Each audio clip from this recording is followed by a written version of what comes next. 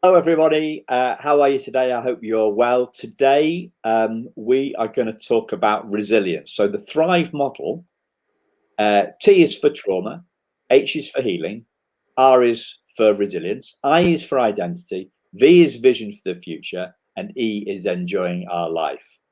So, today, we're on part one of resilience, and this video and audio, this is going to be a podcast too, is Daniela, my good friend Daniela, a fellow adoptee, interviewing me on what I've learned about resilience. And I hope with this interview, as always, is it helps you. It helps you to a new understanding of what resilience is, because those new understandings that we have about ourselves and about adoption are what really changes our worlds for us. It's the new understandings rather than the techniques and the strategies that lead us to change on the inside. And then when we change on the inside, we change on the outside. So great to see you, as always, Daniela. Thanks, Simon. Your big Thank you. smiling face on video. Obviously, the podcast, people listening to this on podcast won't be able to appreciate that. But just believe me, listeners, she has a huge smile and a huge heart. We talk a lot about hearts. So, how are you doing today, Daniela? I'm doing very well. Thank you. And I'm really glad to be here because this is an important, as they all are, every letter of Thrive is important. So welcome everyone. And shall we dive in? Let's dive in. Awesome.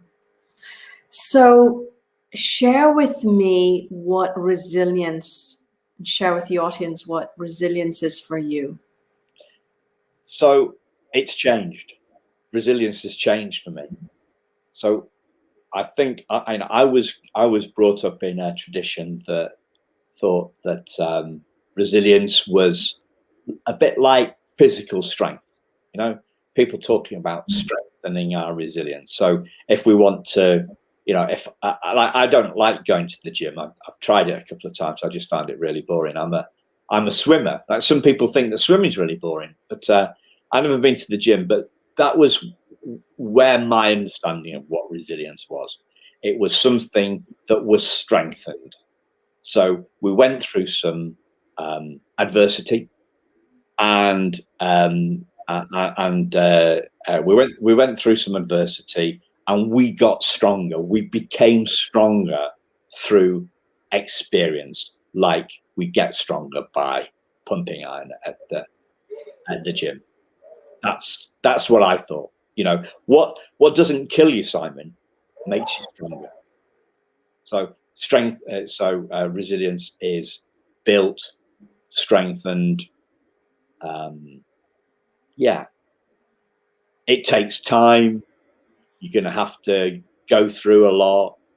You're going to have to practice. You're going to have to buy lots of resilience training. You're going to need to have a resilience outfit. That's how I was brought. That was how I was brought up, and I think that's what most people see as the way to build resilience. So there are lots of people, especially online these days, they see that we're feeling weak, and they offer us a resilience course. So they say, I get knocked back by setbacks. I know how you feel. I used to feel the same as you, and now I don't feel like that anymore. And if you pay me, then I'll tell you how to strengthen your resilience. And that's the model that I was kind of brought up on, and that's what I see. What was the switch?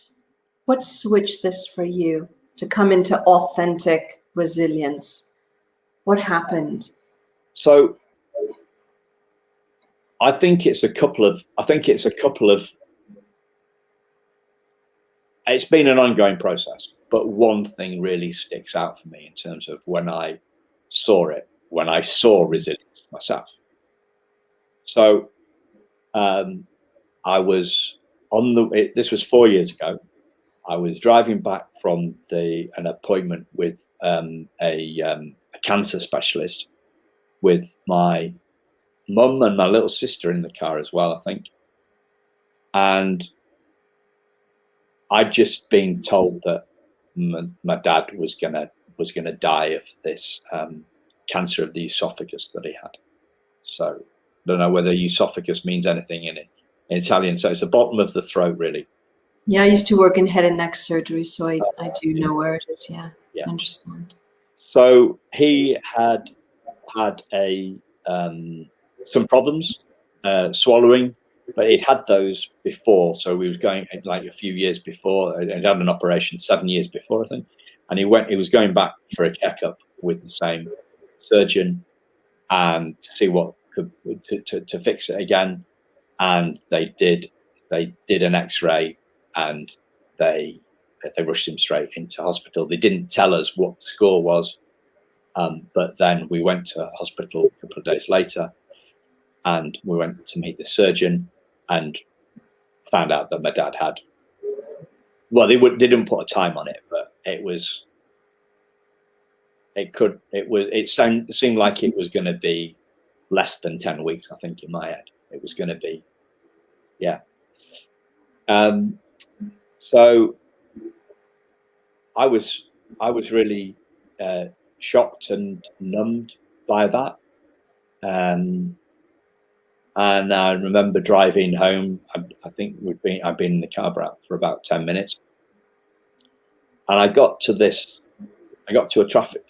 of traffic lights, and I pulled to us because, yeah, it was a red light. That's what you do, right? And a little voice in my head said, "You can handle this."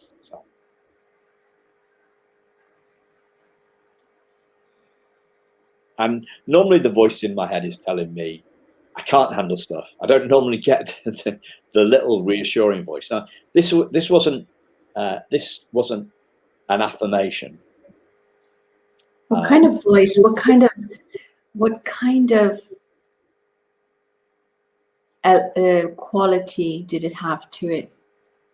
It was quiet. It was resilient. You know, it sounded resilient. It sounded quietly confident, Mm-hmm. and strong, and reassuring. And it said, "You can get through this." And you knew. And I knew that I could get through it. There was quite a lot of stress in the following weeks, but it was actually nothing to do with my how my dad was feeling. It was to do with the communication within the hospital. And I had another realization from that, which was, so I had this, so like, you can handle it was the safety net, but that didn't actually stop me getting upset about what was happening with the communication with the hospital, until I had another voice in my head say, like, "You're making this all up. You know, you're making this situation worse for yourself. So you don't, just let them be, let them off the hook. You're upset about your dad, but let them off. Let the hospital people off the hook, because if you don't let them off the hook, you're just gonna make this you're gonna make this time worse for yourself." So that's what happened. So yeah, and I didn't. So I saw my own resilience, and I thought, well, I've always had this. Yeah. I didn't need to go to the gym to figure out that I could deal with the death of my father. Okay. And at his funeral, I did do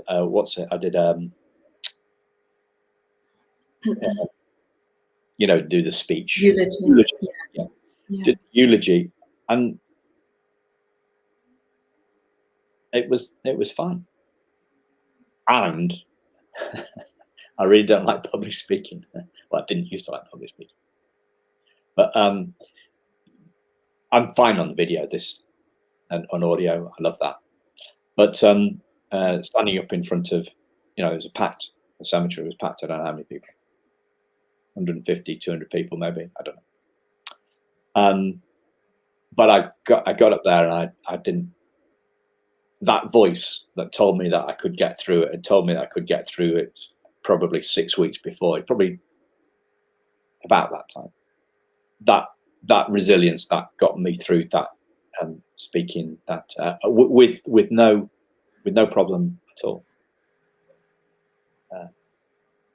So resilience for me, it was always there. I just hadn't seen it, and that's the whole thing. Resilience. We say here, we say here, what doesn't kill us makes us stronger, and I agree with that. But it only makes us stronger because it helps us see the strength that we always had. It's unveiled. Resilience is unveiled, not strengthened. It's something that's revealed. The tough times reveal it to us. They don't make us stronger. They just show us how strong we always were. So that's a lot. That's what people, sorry, I just want to interject here. That's what people that have had more trauma than yourself really need to hear, because it's there. It is there. And I know that because I've had a different history than you, Simon. Yeah. And what's cool about this is that you've had one side of it with what had happened for you in business, finding out about being relinquished, having this bear from your biological mother and then losing it, right? And mine was different also, very different from that.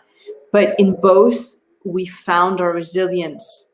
You through what you went through with your dad, and me through the traumatic side of it, and peeling away all the layers to find that, oh, that's actually who I am. So people who have had heavy trauma and have had a lot of painful experiences, they don't have to go into hopelessness and say, I'm going to give up because I don't think I can do this. You are that resilience. Yeah. And if I lose it as well. You talked about the word find, right? So unveiling sounds a bit final, as in, once it's unveiled, once you know the magic trick, you always know it, right? That's not how kind of resilience works. It's more like 1 minute, you see it, and the next minute you don't. So we have to see it for ourselves.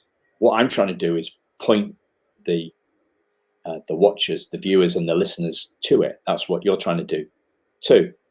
But it's not about what we point at.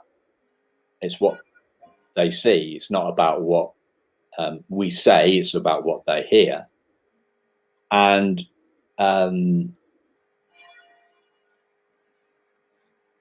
this isn't about me. This is about all of us, because I believe we're all born resilient. And we learn fragility. We learn fragility.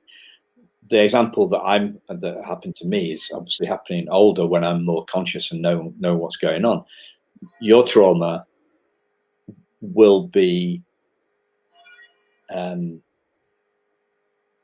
happen when you had less idea of what was going on. All the stuff in the orphanage and all that stuff, it happened a lot earlier, and therefore the resilience, I'm sure it'll be it's a lot harder to see. Right. And the two states of consciousness. So you go through the hellish period, then you find out who you are, but then your vibration goes down, right? You drop in frequency, because then you have to go back, because you get triggered, and the tendency is to go back to the limiting beliefs until you clear that up, and then you go back again. You're like, oh my God, it's pointing to who I really am. I really am that. And so now this time around, you actually have more consciousness, you have more experience in who you are. Yes, totally. So it's back and forth. Yeah. So it's the finding, and then the forgetting, and then the coming back to the reality of. Yeah, the finding and forgetting, seeing and not seeing. Yeah. Exactly. But if it's like a trapeze, if you're on the high wire of the trapeze, you know once you've fallen, you know the safety net's there. Right.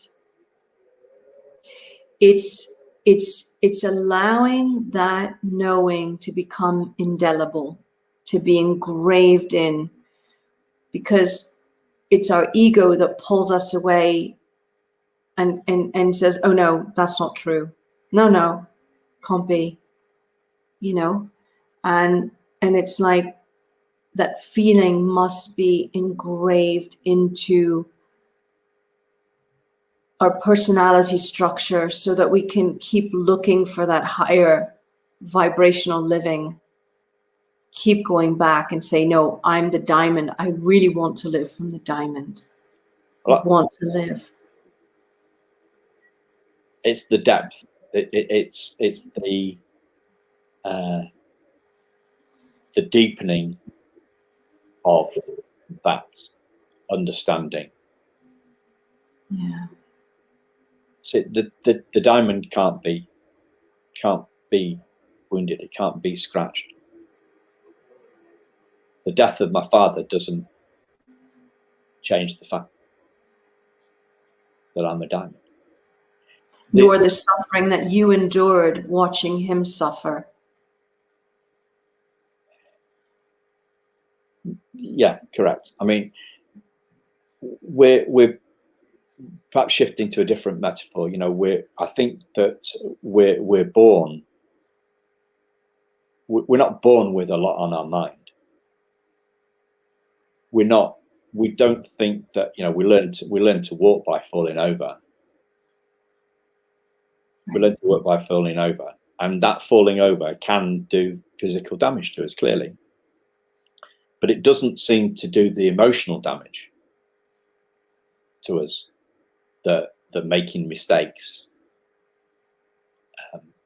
as adults does. So I think that, one of those things I talked about is that, we pick up on our parents, our caregivers are concerned about us falling over,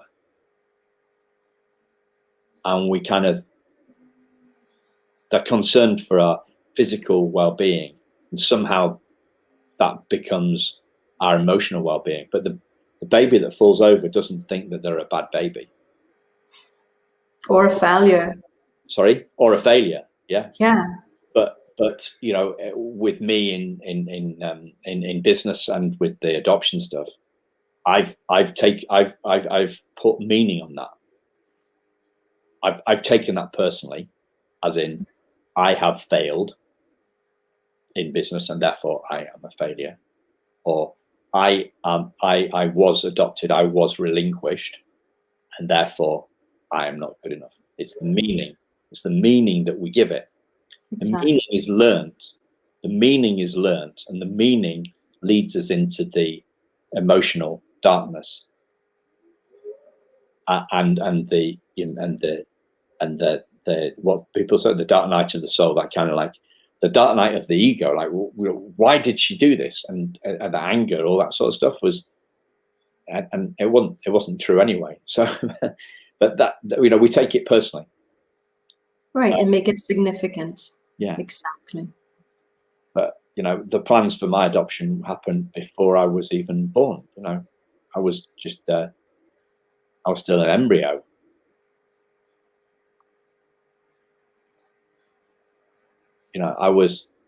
She was planning for the care of the embryo, of the baby, before the baby was born.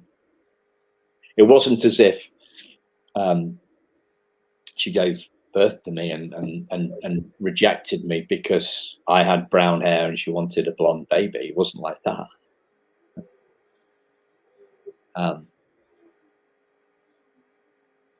Right. So malleability, you're becoming malleable. Let's go there. How you began to see that what happened to you in your life didn't define you, and direct your destiny. There were certainly shifts for you. The big thing was the voice in my head. The fact that I wasn't born with the voice in my head. None of us are born with that voice in our head. And that voice says, I say this a lot because it's so simple and it's so true. None of us think that we're good enough. We'll have different flavors of that, variations on that theme. We have different variations on the theme. And as adoptees, we've got a really good reason to believe that. A really good reason to believe it. And that voice in our head says to me, you're not good enough, Simon. You were adopted. You're not good enough. You keep on messing up in business. But that voice in my head isn't me. How can it be? I wasn't born with it. I've picked that up. Everybody has picked that up. It's the central theme of human conditioning. It's a central idea that we all pick up, that that we see in the adverts. The adverts tell us you'll be happier when you've bought this car. You'll be happier when you've washed your hair with this shampoo. You'll be happier when you go to this restaurant and meet with your friends. You'll be, you're not. You need this to complete your life. You need this kitchen to feel whole and complete. Exactly. To feel whole and complete. To feel good enough. Right. You will be the envy. It's obviously advertising very different to what it used to be, but in the 50s, be the envy of your friends with this new Ford Mustang. Right. It's got a lot more subtle about it, but the whole thing is that you'll be happier when. Yeah, you'll be happier. You'll be whole when your business is doing well. You'll be whole when you've got when I've straightened your teeth out for you. You'll be whole. You'll be good enough when you've lost that weight. You'll be accepted into that circle of friends and you'll be better. Colleagues. You'll be good one. Yeah. So the whole thing, the whole societal trap is the whole society is you're not good enough. Is it that you're not good enough? Right. You're not good enough at school. Yeah. Well, must try harder. You've got real potential, but you must try harder to realize your potential. It's the whole thing. And then when people do feel badly, poorly inside of themselves, then they're judged, because then there's something wrong with you. Not that the Yeah. messages that they got were wrong and inaccurate, completely inaccurate. So you've got wounded people conditioning children, innocent children, to become wounded when they actually know who they are, because they feel their potential. They do. You ask a child what they want, who they want to dream of becoming, and they'll go on and on and on and on. It's like their imagination is limitless. Yeah. And then we shut it down. There was a great one from Don Miguel Ruiz, author guy, talked about this. Yeah, the four agreements. Yeah. Awesome. Actually, I didn't like that book at all. I didn't like the four Did you agreements. not? No, but the voice of reason I thought was fantastic. The voice of reason said, and that was the one that I was going to talk about. That was going to be credit. The four agreements for me was far too prescriptive and strategy-like, whereas the voice of knowledge is far more, my personal take on it, it's far more insightful. So, you know, we're told, he talks about in that, we're told that, or he was told, one day you'll grow up and you'll be someone. My goodness. We're not somebody already.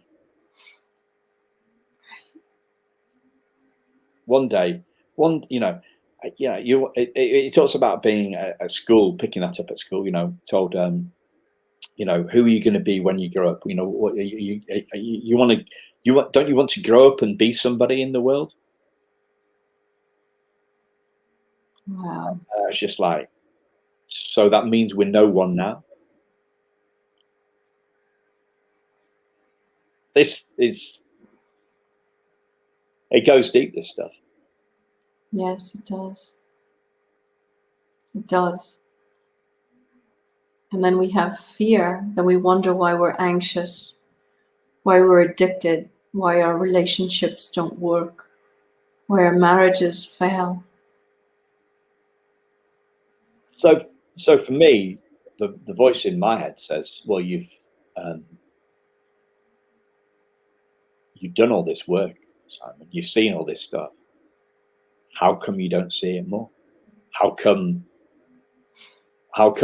what the hospital, how come, the poor communication in the hospital when your dad was dying, how come that upset you?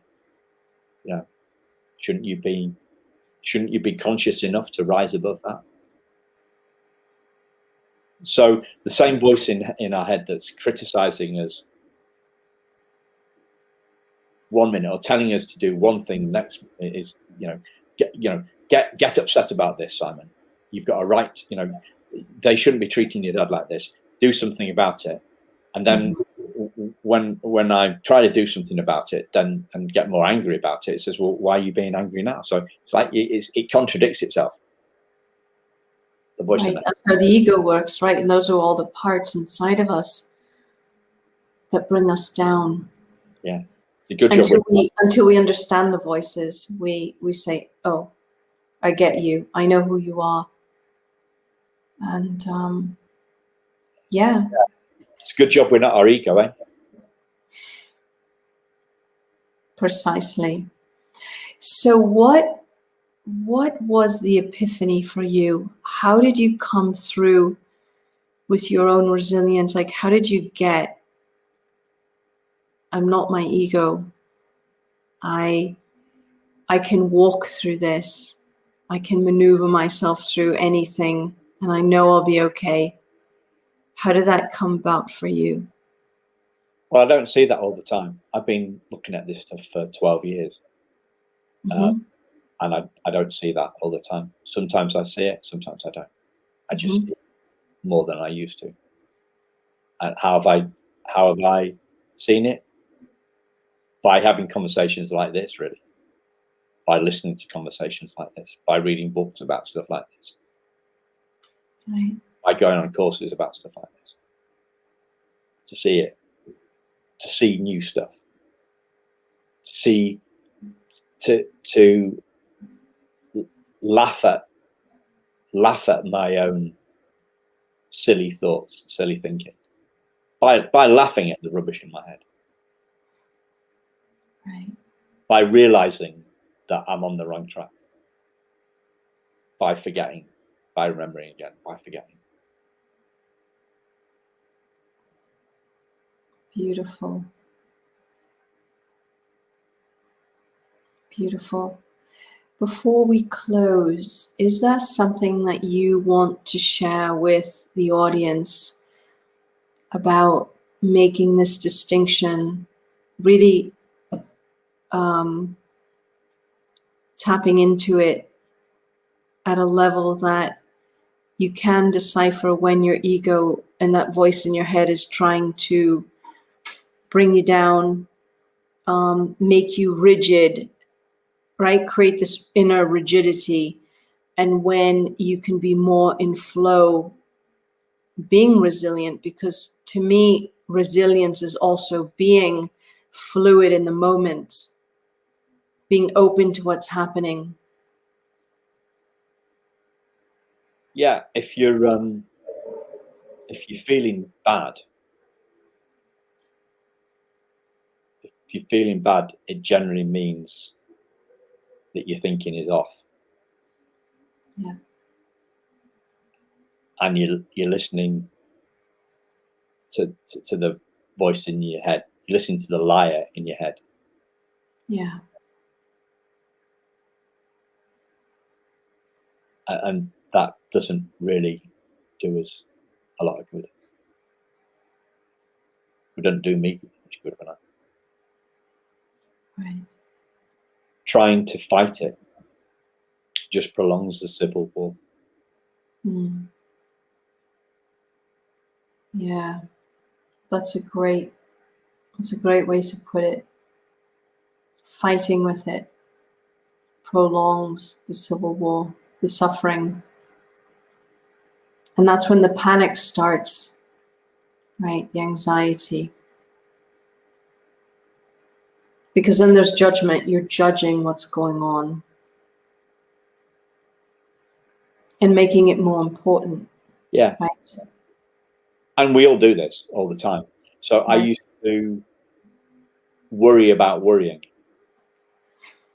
Yep. And I still do sometimes. But I think I used to worry about worrying about worrying about worrying about worrying about worrying. And now I only worry about worrying about worrying. That's awesome. I love that. Right. You lost a few worries along the way. Yeah. Through your journey, your awakening process. But more importantly, it's about what we do. So, for me, resilience, it's a hell of a buzzword. Persistence is probably a better thing. Persistent. I would prefer to be more persistent than resilient. So persistent means just keeping on. Yeah. What happens, I think, is that we're not getting where we want to in life, and therefore we get sidetracked. We think, oh well, it's all to do with my mindset, right? I need to do that, and I need to, and instead of going out into the world and doing more stuff, you're proceeding down the motorway or the autostrada, as you would have in Italy, instead of just carrying on the motorway or carrying on the autostrada, we keep on stopping at the service station, and focusing where we're looking for an overhaul of our mindset, and we believe that overhauling our mindset will finally make our business fly, or finally make our relationships fly. when what we actually really need to do is just keep on keeping. Don't take the junction. Don't take the junction for the services. Keep on being persistent, because we'll find lots of people that will spend lots of time going into the recesses of our minds. Mm-hmm. And we can spend all day in there, or we can spend all day and all night in there talking to people about our mindset. But if we want to create something in the world, then we need to do stuff. So we should be concentrating on doing stuff rather than thinking about it. And in this case, the doing comes from being, instead of like doing from an addictive place. It's doing from the being. I want to go down this road. I want to feel who I am in my most authentic nature. And like you said, keep on keeping on. You know, just you keep going. And you wake up to being the solution. Because you are the solution. Yeah. Wow. What a conversation, Simon. Thank you so much. Thank you. Yeah. See you again soon, guys. Yeah, this was awesome. Bye-bye. Thanks a lot, Dan. Bye. Bye, everyone.